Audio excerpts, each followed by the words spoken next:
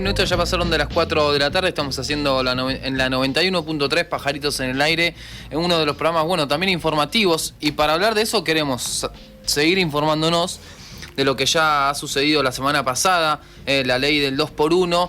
Para hablar mejor del tema, nosotros, fuimos a la mirada regional, a la ciudad de La Plata. Estamos con uno de los integrantes de la Mesa por los Derechos Humanos en La Plata, Matías Moreno, que nos atiende del otro lado. ¿Cómo estás, Matías? Ignacio Gallardo y Verónica Schneider te saludan aquí en la 91.3. Hola, Ignacio. Hola, Verónica. ¿Cómo están? Y buenas tardes a toda la audiencia. Bueno, en primer término queremos entender porque la ley del 2x1, se incorpora nuevamente, es una ley que ya existía. ¿Nos podrías, introducir sobre el tema de por qué vuelve y en qué contexto, no vuelve? Sí, como bien decís, ya existía, pero estuvo vigente del año 96 al 2001 en función de una discusión que se estaba dando en ese momento en la sociedad a partir de la superpoblación carcelaria y la poca celeridad que había en cuanto a los procesos penales. Esto se da en un contexto que uno no puede obviar, que lo que viene sucediendo en términos de la revisión de nuestro pasado reciente y más concretamente lo que tuvo que ver con el juzgamiento a los crímenes por lesa humanidad de la última dictadura cívico-militar. A partir del 10 de diciembre del 2015 estamos asistiendo a un ataque permanente a no solamente lo que fue la lucha histórica de los organismos de derechos humanos, sino un ataque permanente justamente al proceso de memoria, verdad y justicia. Si nos remontamos al año pasado o este año y medio donde gobierna la Alianza Cambiemos, vemos que los funcionarios tanto nacionales como provinciales, en cada oportunidad que tenían el micrófono cerca, ponían en cuestionamiento la cantidad de detenidos desaparecidos, o intentaron trasladar incluso el feriado del 24 de marzo, quisieron reinstalar, por suerte sin éxito, la teoría de los dos demonios. Un sinfín de actitudes que estaban en el plano de lo simbólico que se rompe ahora con este fallo de la Corte Suprema de Justicia, que pasa del plano de lo simbólico al plano de lo real y concreto, que tiene que ver con la posibilidad de habilitar a partir de este fallo de que los genocidas vuelvan a recuperar su libertad. Básicamente es eso. Claro. Un Estado que el Ejecutivo, del Poder Judicial, claramente está promoviendo una política de impunidad con, esta lógica de también hay que recordar que estos dos jueces fueron propuestos en su momento por el presidente Macri e intentó nombrarlos por decreto. Este fallo dividido, donde dos jueces, justamente los propuestos por la Alianza Gobernante Cambiemos, más una jueza que está en condiciones de jubilar, sin haya saber el acuerdo que tiene con el gobierno nacional para permanecer en el cargo, es que votan a favor de este fallo del 2x1. Bien, entonces, ahora esta ley que ya ha sido incorporada a través de este fallo, como bien mencionás, puede ser, pedido por cualquier represor que esté dentro de la cárcel. ¿En qué términos se pueden dar el 2x1 que obviamente les baja la pena efectiva? Sí, hay alrededor de 600 genocidas condenados por delito de lesa humanidad que estarían en condiciones de pedir este beneficio. Después habrá que analizar particularmente cada uno de estos casos, a ver si les corre la general de la ley para poder acogerse a este beneficio en función de los años que estuvieron procesados y ese cómputo del 2x1. Pero es interesante hacer una visión un poco más general y ver claramente cómo esta alianza gobernante llega al poder bajo un montón de promesas que vemos que fueron promesas incumplidas, cuando uno de sus ejes era la cuestión del republicanismo, ¿no? Recuperar la república, la división de poderes y demás. Y acá vemos claramente que hay una anuencia total entre el discurso oficial del gobierno nacional y el fallo de estos tres jueces. Entonces, ¿hasta qué punto hoy las instituciones están cumpliendo con su deber? ¿Hasta qué punto podemos hablar hoy de la división de poderes?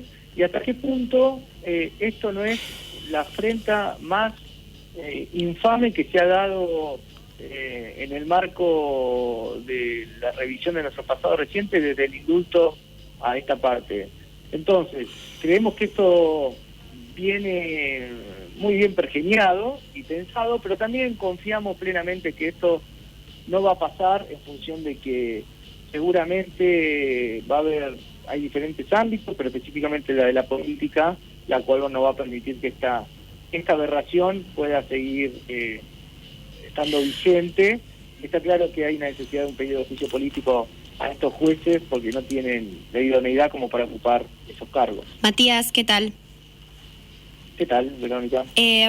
Recién haciendo, digamos, un rejunte de lo que estabas hablando, ¿vos cuál es el análisis que haces del objetivo que tiene el gobierno con esta sumatoria sistemática en contra de los derechos humanos? O sea, es una sumatoria de políticas, de elecciones políticas que van en contra de los derechos humanos. ¿Vos pensás que hay un objetivo en especial, no solamente ideológico, que tenga que ver con algo más que nosotros no hayamos visto, o que no podamos analizar, porque en los medios de comunicación claramente, no hay mucho de esto, ¿no?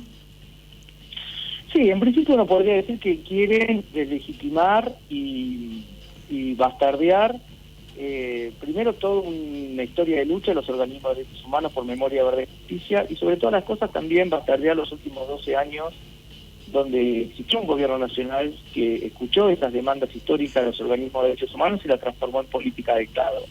Gracias a esa respuesta es que logramos en los últimos 12 años la posibilidad de encarcelar a más de 600 genocidas, a partir de la promoción de los diferentes ámbitos del gobierno para la búsqueda de nietos recuperar muchísimos nietos, la apertura de diferentes espacios de memoria donde antes funcionaban centros clandestinos de detención, y también la reivindicación de alguna manera de lo que fueron nuestros 30.000 compañeros detenidos desaparecidos. Está claro que esta nueva coalición gobernante, hay muchos agentes económicos que hoy están teniendo negocio con el gobierno, que fueron los mismos agentes económicos nacionales que se vieron claramente beneficiados durante la última dictadura cívico-militar a partir de unas políticas prebendarias. Sin ir más lejos, la familia del presidente Macri vio claramente beneficiado con la política económica de la última dictadura cívico-militar. Y si uno analiza el esquema de gobierno y los funcionarios, muchísimos de ellos tuvieron algún tipo de protagonismo o algún tipo de responsabilidad durante la última dictadura cívico-militar. Lo que sí llama poderosamente la atención es que esta coalición se compone básicamente por el Partido PRO y la Unión Cívica Radical.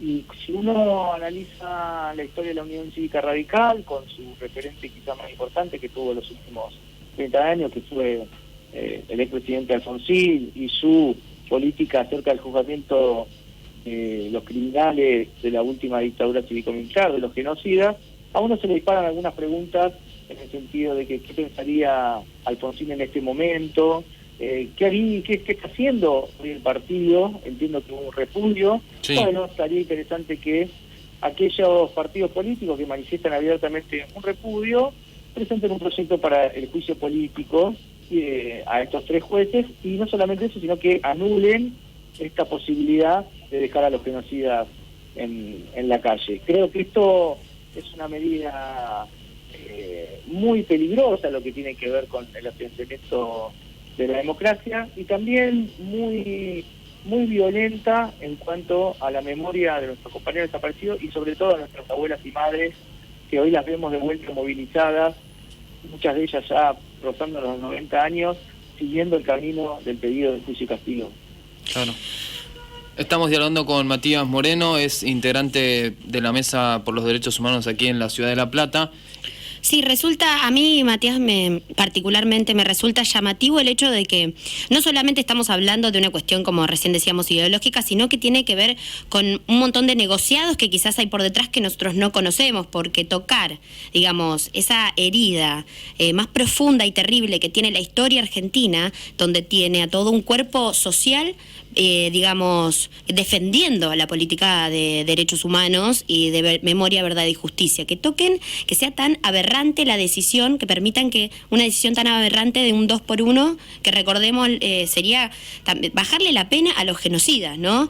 Eso a mí, la verdad que me llama mucho la atención, que no sé si a vos, pero el hecho de que solamente discursivamente digan que no les importa tanto la política de derechos humanos, pero de ahí a que tomen una decisión donde le baja la pena a los genocidas, es terrible. Esto, sabiendo que va a generar, ¿no?, una discusión social fuerte, ¿no es así? Donde van a salir grupos sociales a defenderlo. Sí, incluso como vos decís, digo, esto es lo que decíamos al principio, ya va del plano de lo simbólico, que tiene que ver con el cuestionamiento de la cifra de desaparecidos, al plano de lo concreto, claro, a partir de este fallo. Y también lo interesante para discutir, y esto tiene que ver como para discutir nosotros como sociedad, sí, en este caso 3 personas, Rosati, Rosenkrantz y Hayton de Nolasco, 3 jueces, 3 personas, con un fallo, echan por la borda todo un proceso social, político y cultural que costó muchísimo claro, afianzar en la sociedad, que es el mismo proceso que nos permite hoy no volver a discutir la teoría de los demonios, llenar las plazas los 24 de marzo o en cada fecha que se recuerde a los detenidos desaparecidos. Acá estamos hablando de 3 personas que no fueron elegidas por el pueblo, no fueron elegidas por el voto popular, sino que designadas por un acuerdo en la Cámara de Senadores. También habría que ver cuáles fueron los senadores que permitieron que estos jueces ocupen hoy el lugar del máximo tribunal, y que después tienen cargos medio, uno lo podría llevar a lo monárquico, ¿no? Porque hasta que se mueren no pueden ser removidos, salvo que haya un juicio político, y eso es desde los organismos de derechos humanos lo que estamos pidiendo, que todos los bloques promuevan un juicio político a estas 3 personas que, bueno, los jueces hablan por sus fallos, y estos fallos son directamente infames a lo que hace a la rica y histórica lucha de los organismos de derechos humanos en nuestro país. Tal cual, digo, también analizando un poco lo que ha sido, digo, las voces que se han levantado, se le critica mucho al fallo de la Corte Suprema, pero también esos jueces tienen un interés detrás y, como vos mencionás, tienen también una especie de votación, y lo mismo también se repudia, que es uno de los temas que ha salido, digamos, otro de los fallos que le daría prisión domiciliaria, a Miguel Echecolás. Digo, también son cuestiones que me parece se critican más a la justicia, y también por el lado del gobierno esta cuestión que mencionabas, que quizás muchas de las cuestiones que se venían dando en materia de derechos humanos han sido, digamos, bastardeadas, si se quiere, ¿no? Sí, la verdad que pensar y repensar este fallo no hace más que imaginarse aquellos genocidas condenados por los crímenes más aberrantes que nos podríamos imaginar, vuelvan a caminar libremente por la calle. Ahí ya estamos teniendo problemas. Hay algunos nietos recuperados que pidieron protección en función que sus apropiadores podrían gozar de libertad y fueron amenazados, y así sucesivamente. Uno pone siempre los nombres como Echecolás, Asís, el Tigre Acosta, pero estamos hablando de alrededor de 600 genocidas que podrían tener la posibilidad de acogerse a este beneficio. Por eso la mejor respuesta que podemos dar nosotros como sociedad es el día miércoles manifestarnos en todas las plazas del país y seguir manteniendo este tema en agenda, porque no van a pasar. No. Nosotros aprendimos de la rica historia de nuestras madres y abuelas que nos enseñaron que la única lucha que se pierde es la que se abandonan, y tenemos muy en claro que no vamos a dejar de reclamar, de pedir por todos los medios necesarios que este infame fallo sea revertido y poder retomar más temprano que tarde el camino de la memoria, la verdad y justicia, que también tenemos muy en claro que es en el marco de otro proyecto político que gobierne la nación, de que podemos recuperar esa senda de la memoria, la verdad y la justicia y la lucha contra la impunidad. Bien, Matías, creo que queda claro de mi parte. Sí, Verónica, una última cosa antes de volver a recordar lo del miércoles, que es muy, muy importante. Mi duda es, ¿qué pasó internacionalmente? ¿Hubo una crítica fuerte en términos internacionales con respecto a este fallo? Sí, hubo una crítica fuerte. Ya muchísimos abogados presentaron escritos ante la Corte Interamericana de Derechos Humanos. Sin ir más lejos, el día miércoles va a haber ciudades movilizadas también en contra de este fallo. Y recordar que acá en la Ciudad de La Plata, desde la Mesa por los Derechos Humanos, que es Sí. un ámbito de coordinación, donde, bueno, están las abuelas de Santa Mayo, las madres, bueno, estamos nosotros, Psico Regional La Plata, familiares, detenidos, y muchísimas organizaciones políticos, culturales y estudiantiles. Vamos a organizar, estamos convocando un acto a las 11 horas en la puerta de los tribunales federales, acá de la Ciudad de La Plata, donde, bueno, se van a manifestar los diferentes sectores de la sociedad platense en contra de este fallo, para luego, más tarde, a las 18 horas, ir a Plaza de Mayo y demostrar todo el descontento que hay en los diferentes sectores de la sociedad. Así que es importante el compromiso y la presencia de muchísimos de nosotros, no solamente por nosotros, sino incluso por las generaciones que vendrán. En nuestra obligación histórica, no solamente como militantes, sino como ciudadanos, de exigir que se anule este fallo para poder proseguir con los diferentes juicios que traigan un poco de paz y que traigan justicia por los crímenes cometidos durante la última dictadura cívico-militar. Matías, agradecemos tu tiempo aquí en la 91.3, te agradecemos y seguramente, bueno, también estaremos presentes en lo que será el miércoles allí, así que te agradecemos mucho por tu tiempo. Bueno, muchísimas gracias a ustedes y un abrazo grande. Un abrazo. Bueno, pasaba la palabra de Matías Moreno.